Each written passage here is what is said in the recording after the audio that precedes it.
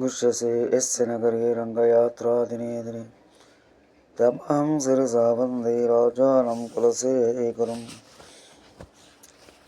12 ఆళ్వార్లో ఒకరైన కులశేఖర మహారాజు శ్రీరంగనాథుని సేవించుటకై భక్తులందరూ వెంటకొని పో రంగయాత్రము చాటి ముచ్చటే సాగుతున్నాడు. శ్రీరంగనాథుని గుణమును కీర్తించుడు, గుణకీర్తనం చేయుచు భక్తితనములై ఈ చాటింపు చేస్తున్న సమయమును గడిచిపోతున్నాడు.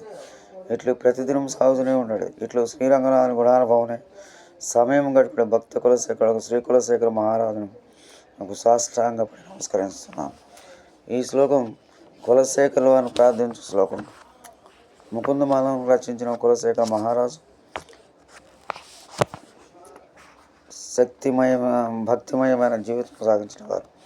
వారి పట్టణంలో ప్రజలతో కూడి శ్రీరంగంలోకి వెళ్ళవాలని వారి కోరిక. ప్రయాణము సాధించుకునేవారు కానీ వారు ప్రయాణం సిద్ధపడే వేళకు భాగవతులు వచ్చిన వారికి ఆతిథ్యం సేవించే వాళ్ళని మరునాటి ప్రయాణములకు మార్చుతున్నారు.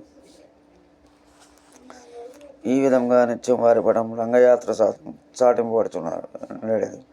అట్టి కులశేఖరులు నమస్కరించున్నారు. దీనివలన వారి గల భాగవత భక్తి ఎంత గొప్పదో తెలుస్తుంది. భగవద్భక్తి వేరుగా ఉండడు కంటే భాగవత భక్తి ఉండొచ్చు.